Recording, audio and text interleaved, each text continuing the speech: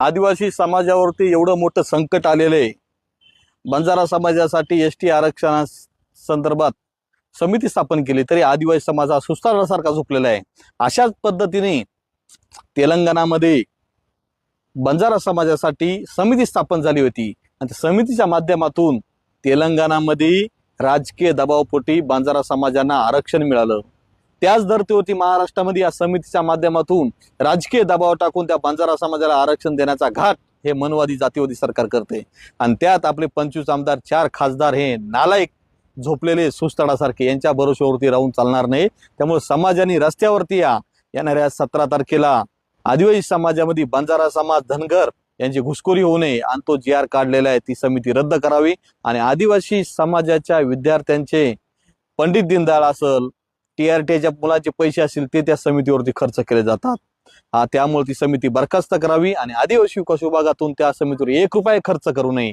तो निधी आमच्या बापाचा आहे, हा त्या मंत्र्यांच्या बापाचा नाही किंवा त्या सरकारच्या बापाचा नाही। आणि आदिवासी विकास मंत्री आदिवासी विनाश मंत्री अशोक उईके हे आदिवासी समाजामुळे मंत्री झालेत, त्यांच्यामुळे आम्ही नाहीत आणि त्याचे मालक आम्ही येते, आदिवासी मंत्री त्याचे मालक नाही। त्यामुळे आमच्या पंडित दीनदयाळ योजनेचे 40,000 जी मर्यादा आहे ती रद्द करून सरसकट विद्यार्थ्यांना सगळ्यांना त्या योजनेचा लाभ मिळावा, ती योजना ग्रामीणला चालू व्हावी आणि TRTच्या मुलांचे सगळे प्रश्न सोडवण्यात यावी आणि हा जो पैसा त्या TRTच्या माध्यमातून पंडित दीनदयाळचा आणि TRTच्या विद्यार्थ्यांचा पैसा बंजारा समितीवरती दिला जाणार आहे तो थांबवण्यात यावा आणि ती समिती बरखास्त करावी। यासाठी दिनांक 17 मार्च 2026 रोजी आम्ही राज्यातील सर्व आदिवासी विद्यार्थ्यांनी, पेसा भरतीवाल्यांनी, 12,500 पदाची पदभरतीवाल्यांनी आपल्या सर्व हक्क अधिकारासाठी या मंत्र्याच्या छाताडावरती बसायचे, या विधान भवनाच्या छाताडावरती बसून आपल्याला न्याय मिळवायचा आहे। त्यामुळे येत्या 17 तारखेला सर्व महाराष्ट्र आदिवासी बांधवांनी